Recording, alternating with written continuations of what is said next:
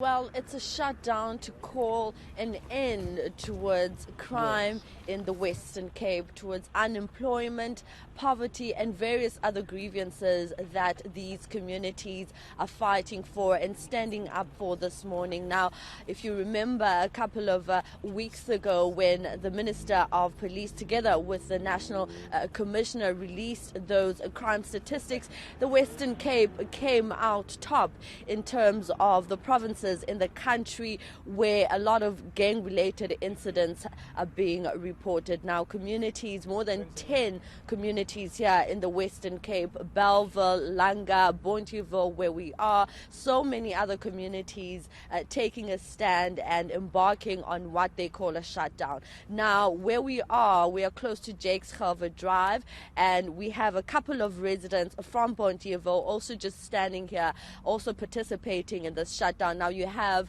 groups of people standing at various entrances to some of these communities. Now, I have with me a community leader who's going to explain to us what this shutdown entails, what they're planning to do, and what they want from authorities and government. Now, let me turn to Adams. Thank you so much for joining us. Now, we're seeing this group of people here in Bonteheuwel, and we're seeing so many other various groups in the various other communities that have decided to embark on this shutdown.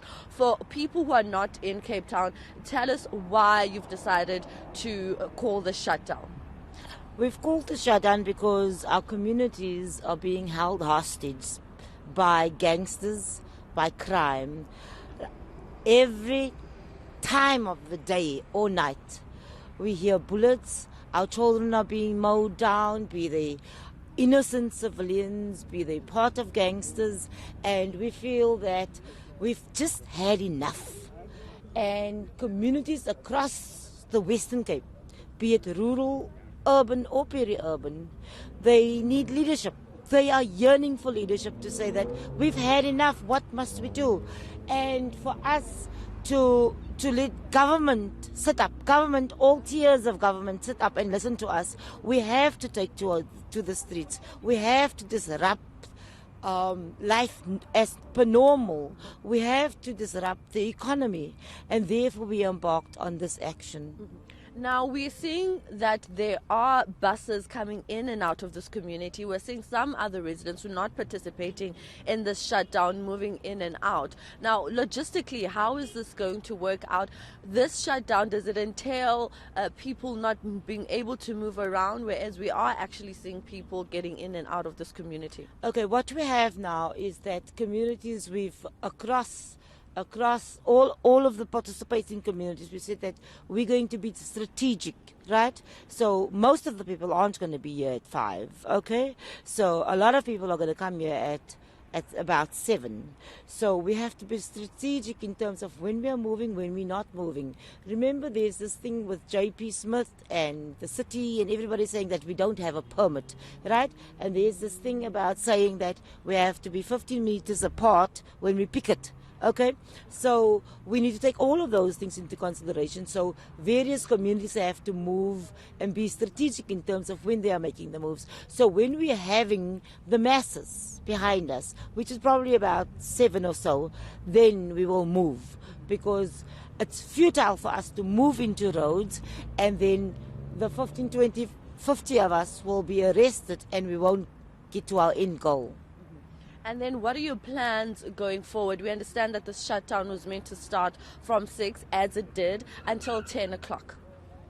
Our plans moving forward is that a number of our communities are saying that, listen, we are hurtful, we can't have this, something needs to be done.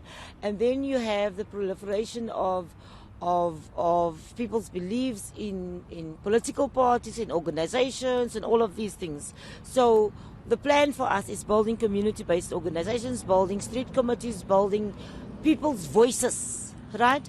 So that we can start saying, this is what we want. And we don't want people coming and talking on our behalf. Nothing about us without us.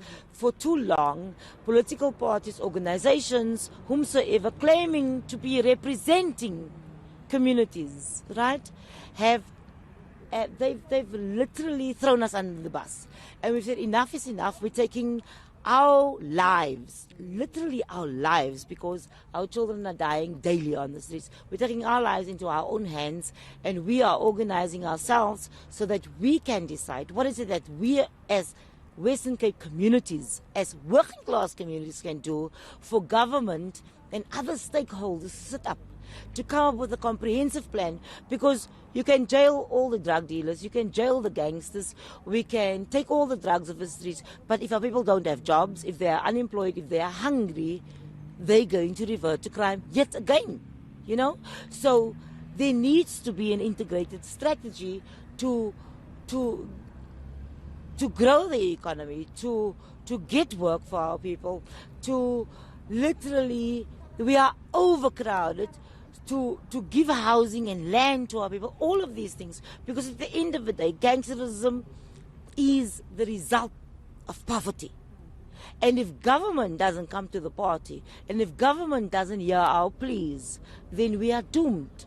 Because it's only government that can come to the party and say that we're going to have an economic strategy that's going to have jobs, or we're going to have a skills strategy that's going to look at people who have been dropped out of school, the necessary skills for the new fourth industrial revolution.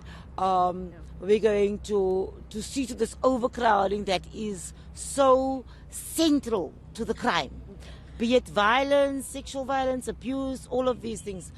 Government really have to come to the party, as well as business, because at the end of the day, people are putting profits before people, and we're saying no more. We can't have that. Yes, we have our issues, but you seriously have to come up with an integrated strategy of which communities are a part of, because we are as much as a stakeholder than you as government and as business. All right, thank you very much. Adam's there, community leader, just trying to detail some of the grievances that they face and some of the demands that they have, not only for government but also for the private sector. Now, there will be masses coming here, like she said, that it is quite early right now, but we'll start seeing more and more people arriving here to join and participate in this shutdown. Now, we'll keep track of the story and monitor all of the communities that are engaged in the shutdown here in the West.